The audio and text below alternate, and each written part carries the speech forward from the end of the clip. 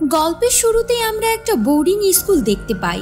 এই স্কুলের কোনো জানালা নেই, এমনকি এই স্কুল থেকে বাইরে বের হওয়ার কোনো পারমিশনও নেই। এই স্কুলের স্টুডেন্টরা সবসময় বন্ধ ঘরে থাকে, আর এখানে শুধুমাত্র মেয়েদের জন্য এই বোর্ডিং স্কুলটা তৈরি করা।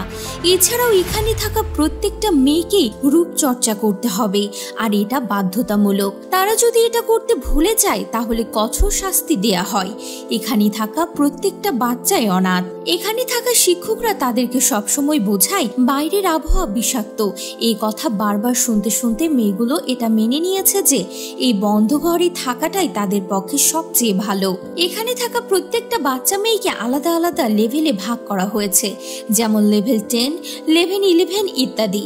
আর এমনই লেভেল 10 রুমে দুজন বাচ্চাকে দেখানো হয়। তাদের একজনের নাম সোফিয়া এবং আরেকজনের নাম বিবেন। তারা দুজনেই একে অপরের খুব ভালো বন্ধু।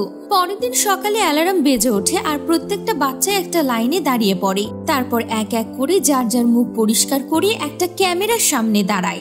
ঠিক সেই সময় সোফিয়ার হাত থেকে সাবানের বক্স পড়ে যায়। তখন বিবেন তাকে হেল্প করে, কিন্তু তার ক্যামেরার সামনে দাঁড়ানোর সময় চলে আসে, আর সে নিজের মুখ পরিষ্কার না করে ক্যামেরার সামনে দাঁড়িয়ে পড়ে, যার ফলে গার্ডরা তাকে ধরে নিয়ে যায়। এরপর 5 বছর পরে দেখা যায় মেয়েগুলো এখন অনেকটা বড় হয়ে গিয়েছে। পরের দিন সকালে আবারও অ্যালার্ম বেজে ওঠে। বিবেন সহ বাকি মেয়েদের সামনে তাদের প্রিন্সিপাল চলে আসে। তাদের প্রিন্সিপালের নাম বিক্সেল। বিক্সেল এসে তাদেরকে বলে যে তারা এখন লেভেল 16তে পৌঁছে গিয়েছে এবং তারা খুব তাড়াতাড়ি একটা সুন্দর ফ্যামিলি পাবে। এই কথা শুনে প্রত্যেকটা মেয়ে অনেক খুশি হয়ে যায়। এরপর বিক্সেল প্রত্যেককে আলাদা আলাদা গ্রুপে ভাগ করে দেয়। এরপর বিবেনের গ্রুপটাকে রোজ রুমে পাঠানো হয়। এই রুমে গিয়ে বিবেন দেখে তার পুরনো বন্ধু সোফিয়া এই রুমেই আছে। কিছু সময় পর মিস বিক্সেল আবারও সেখানে আসে, আর তাদেরকে জানায় কালকে কিছু ফ্যামিলি আসবে তাদেরকে দেখতে, এবং তারা কিছু মেয়েদেরকে অ্যাডপ্ট করে নিয়ে যাবে। এই সব কিছু শুনে তারা খুবই খুশি হয়ে যায়, কিন্তু সোফিয়া খুশি হয় না। তাকে দেখে মনে হয় সে কিছু একটা জানে। আর এরপরের দিন সোফিয়া বিবেনের সাথে দেখা করে, আর তাকে বলে এদের দেওয়া ভিটামিন ট্যাবলেট তুমি কখনোই খাবে না। পরের দিন সকালে এদের যখন ট্যাবলেট খাওয়ার সময় হয় তখন বিবেন ট্যাবলেটটা মুখে দেয় ঠিকই, কিন্তু সেটা খায় না। রাত হলে সে দেখে সবাই তাড়াতাড়ি ঘুমিয়ে পড়েছে। বিবেন তখন দেখে সোফিয়াও জেগে আছে। সোফিয়া বিবেনের কাছে এসে তাকে জানায় যে এই রুমের গার্ডরা আসবে, তাই তুমি ঘুমিয়ে পড়ো। কিছুক্ষণ পর দুইজন গার্ড এসে বিবেন ও আরেকটি মেয়েকে নিয়ে গিয়ে একটা সোফায় তাদেরকে শুয়ে রাখে। কিছুক্ষণ পরে মিস বিক্সেল দুজনে অচেনা মানুষকে এই রুমে নিয়ে আসে। বিক্সেল জানায় যে এই দুইজন তাদের স্কুলের সবচেয়ে ভালো স্টুডেন্ট, আর রূপচর্চায় তারা সবার থেকে আগে। এসব কিছু শোনার পর তারা বিবেনের সাথে থাকা মেয়েটাকে পছন্দ করে, আর তাই গার্ডরা বিবেনকে আবারও তার রুমে শুয়ে দিয়ে আসে। এরপর একটা গার্ড সোফিয়াকে নিয়ে যায়। বিবেন সঙ্গে সঙ্গে তাকে ফলো করে, কিন্তু কিছু দূর যেতেই সে বিক্সেলের কথা লুকিয়ে শুনতে থাকে। কথা শুনে সে বুঝতে পারে যে বিক্সেল ফোনে কোনো কিছু ডিল সম্পর্কে কথা বলছে। এরপরের দিন সকালে সে সোফিয়ার সাথে দেখা করে জানতে চায় যে সে এসব কিছু কিভাবে জানলো। সোফিয়া বলে আমি লেভেল 13 থেকে এসব কিছু জানতে পেরেছিলাম, যে তারা ভিটামিন ট্যাবলেটের নামে আমাদের ঘুমের ওষুধ দিচ্ছে। পরের দিন তারা প্ল্যান করে যে এই কথাগুলো তারা ডাক্তার মিরোকে জানাবে। তাই তারা ডাক্তার মিরোর সাথে দেখা করে, কিন্তু বিবেন তাকে কিছু বলতেই পারে না। সে খুবই ভয় পেয়ে যায়।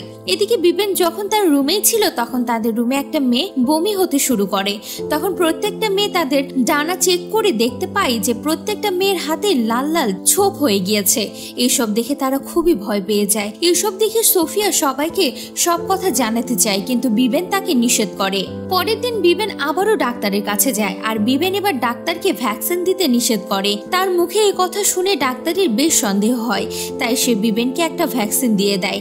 আর সেই ভ্যাকসিন দেওয়ার কারণে বিবেন অসুস্থ হতে শুরু করে।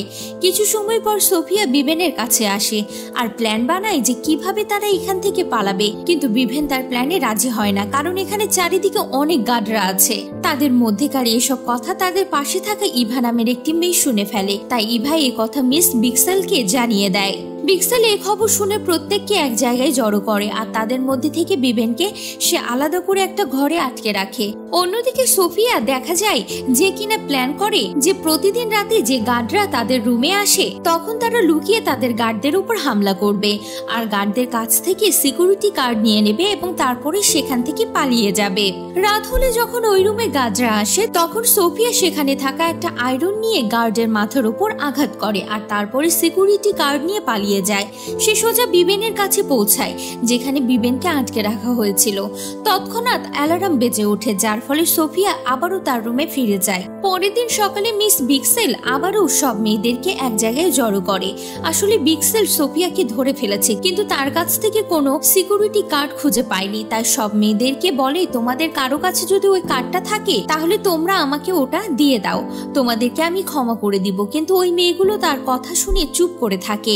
এদিকে বিক্সেল সবাইকে 7টা ট্যাবলেট দেয়, আর এইবার বিবেনকেও বাধ্য হয়ে ওই ট্যাবলেটটা খেতে হয়। কিন্তু সে তার রুমে গিয়ে নিজের হাতের ক্ষত সৃষ্টি করে যেন সে ঘুমিয়ে না পড়ে। তারপর সে রুমটা ভালোভাবে খুঁজতে শুরু করে। সে জানে সোফিয়া ধরা পড়লেও সে কার্ডটা এখানেই রয়েছে। বেশ কিছুক্ষণ পর সে কার্ডটা পেয়ে যায়। সে সঙ্গে সঙ্গে সে দরজায় কার্ডটা সোয়াইপ করে, কিন্তু দরজা আর খোলে না। বিবেন তখন অন্য প্ল্যান করে, সে কার্ডটা দিয়ে দরজার স্ক্রু খুলতে শুরু করে, আর একটা সময় সে দরজা খুলে ফেলে। বিবেন সঙ্গে সঙ্গে বিক্সেলের রুমে চলে যায় আর তাকে জিজ্ঞাসা করে সোফিয়া কোথায়। বিক্সেল বেশ অবাক হয়ে যায়, আর সে বুঝতে পারে না বিবেন এখানে কি করছে। তাই সে বিবেনকে একটা ভ্যাকসিন দেওয়ার চেষ্টা করে যেন সে তাকে অজ্ঞান করতে পারে। এদিকে বিবেন মিস বিক্সেলকে আঘাত করে, আর বিক্সেলের ইনজেকশনটা বিক্সেলের গায়ে পুশ করে দেয়। এরপর বিবেন বাইরে চলে যায়, আর এবার সে জীবনে প্রথমবার চাঁদ দেখতে পায়। কিন্তু সে পালিয়ে যায় না, কারণ তার বেস্ট ফ্রেন্ড সোফিয়াকে ছাড়া সে এখান থেকে যাবে না। বিবেন সিঁড়ি দিয়ে নিচে পৌঁছায়, যেখানে জেলের মতো বানানো ছিল। বিবেন লক্ষ্য করে যে সোফিয়াকে সে জেলেই বন্দি করে রাখা হয়েছে। বিবেন সঙ্গে সঙ্গে সোফিয়াকে মুক্ত করে ফেলে, আর তারপর যখন তারা দুজনে মিলে বের হতে যাবে তখনই তারা লক্ষ্য করে যে সামনে অনেক মৃতদেহ পড়ে আছে, যার একটার মধ্যে তার অনেক পরিচিত এক বান্ধবীর লাশ রয়েছে, যার নাম রীতা। মৃতদেহগুলোর কাপড় সরাতে তারা একেবারেই চমকে যায়, কেননা ওই মৃতদেহগুলোর শরীরে কোনো চামড়া ছিল না। কেউ তাদের শরীর থেকে সব চামড়াই কেটে নিয়েছে। এই দৃশ্য দেখার পর সোফিয়া ভয়ে একটা কোনায় বসে পড়ে। সোফিয়া প্ল্যান করে যে সে বাকি মেয়েদেরকেও এখান থেকে নিয়ে যাবে। তাই সে সঙ্গে সঙ্গে আবারও সিঁড়ি বেয়ে নিচে নামে আর বাকি মেয়েদেরকে সব ঘটনা খুলে বলে। মেয়েরা তাদের কাছ থেকে সব সত্যটা জানার পর তাদের সাথে পালাতে রাজি হয়ে যায়। অন্যদিকে বিবেন একটা গার্ডকে ফলো করতে করতে একটা রুমে পৌঁছে যায়। সেখানে আগে থেকে একটা টিভি চলছিল। বিবেন টিভিতে যা দেখে তাতে সে একেবারে চমকে ওঠে। এই প্রথমবার সে এখানকার সব সত্যই জানতে পারে। আসলে এটা কোনো বোর্ডিং স্কুল নয়, এটা মূলত একটা ক্লিনিক, যেখানে চামড়ার সৌন্দর্য বাড়ানোর জন্য রিসার্চ করা হয়। আর সেই সাথে এই সুন্দর চামড়া যার দেহে আছে তার চামড়া কেটে নিয়ে যাওয়া হয়, আর সেটা বাজারে বিক্রিও করা হয়। এই চামড়া আবার অন্য ব্যক্তির গায়ে বসানো হয়। আর এইসব করার জন্যই তারা এখানে বোর্ডিং স্কুলের নাম করে ছোট অনাথ বাচ্চাদের কিনে নেয়। এইসব জানতে পেরে বিবেন জোরে জোরে কাঁদতে শুরু করে। অন্যদিকে দেখা যায় সোফিয়া সবাইকে তার সাথে পালাতে বলছে, কিন্তু ইভা রাজি হয় না। বরং সে সোফিয়াকে বলে যে এসব তুমি এই কারণে করছো যেন আমরা ভালো ফ্যামিলি না পাই, আর এই কারণে আমি তোমার প্ল্যানে রাজি নই। তখনই বিবেন ওই রুমে চলে আসে আর তার সাথে বিক্সেলকেও নিয়ে আসে। তখন মিস বিক্সেলকে সব সত্যি কথা বলতে বলে, কিন্তু বিক্সেল কোনো কথাই বলে না। তখন বিবেন তাকে মারার জন্য এগিয়ে আসে। ফলে তখন সে লক্ষ্য করে যে তার চামড়াটাও অপারেশন করা হয়েছে, অর্থাৎ এই চামড়াটা বিক্সেলের নিজের নয়, বরং অন্য কারোর শরীরের। এইসব দেখে ওই রুমের বাকি মেয়েরা বিশ্বাস করে ফেলে যে সোফিয়ার কথাই সত্য। এরপর সব মেয়েরা সিঁড়ি বেয়ে উপরে ওঠে আর পালানোর চেষ্টা করে, কিন্তু তখনই এবার হাত লেগে একটা দরজা খুলে যায়, যার ফলে পুরো বিল্ডিং এ অ্যালার্ম বেজে ওঠে। আর সঙ্গে সঙ্গে সব গার্ডরা তাদের কাছে ছুটে আসে। সব মেয়েরা পালিয়ে যায় ঠিকই, কিন্তু বিবেন আর সোফিয়া আটকা পড়ে আর তারা দৌড়ে একটা ঘরের মধ্যে গিয়ে লুকিয়ে পড়ে। তখনই সেখানে ডাক্তার মেরো আসে আর তাদেরকে বোঝায় যে তারা যখন ছোট ছিল তখন তাদের মা বাবা তাদেরকে এখানে রেখে চলে গিয়েছিল, কিন্তু তারা কোনোভাবে দরজা খোলে না। বরং তারা বলে যে তুমি এত কিছু করেছো শুধুমাত্র এই সুন্দর চামড়ার জন্য, যেন তুমি এই চামড়াটা অন্য কোথাও বিক্রি করতে পারো। আর এটা বলে বিবেন একটা ছুরি নিয়ে নিজের মুখ আঘাত করে। এইসব দেখে তো ডাক্তার আরো বেশি রেগে যায়, আর সে যখনই বিবেনের উপর হামলা করবে ঠিক তখনই সেখানে দুইজন গুন্ডা চলে আসে। আসলে অতীতে ডাক্তারের ভুলের কারণে এক বড়লোক বড়লোক ব্যক্তির অনেক ক্ষতি হয়েছিল, আর সে বড়লোক ব্যক্তি এই গুন্ডাদেরকে পাঠিয়েছে, যার ফলে ওই গুন্ডারা ডাক্তারকে মেরে ফেলে আর সেখান থেকে চলে যায়। কিন্তু বিবেন আর সোফিয়া তখনও সে ঘরের এক কোণে বসে থাকে। আর এইভাবে সকাল হয়ে যায়, আর তখনই দরজার শব্দ হয় আর দরজা ভেঙে এক ব্যক্তি ভেতরে প্রবেশ করে, আর সে একজন পুলিশ। আসলে বাকি মেয়েরা ছাড়া পেয়ে পুলিশকে সব কথা জানিয়ে দিয়েছে, তাই পুলিশ সোফিয়া এবং বিবেনকে সেখান থেকে সুরক্ষিত অবস্থায় নিয়ে যায়। আর এই দৃশ্যের মাধ্যমেই আমাদের আজকের এই গল্পটা এখানেই শেষ হয়ে যায়।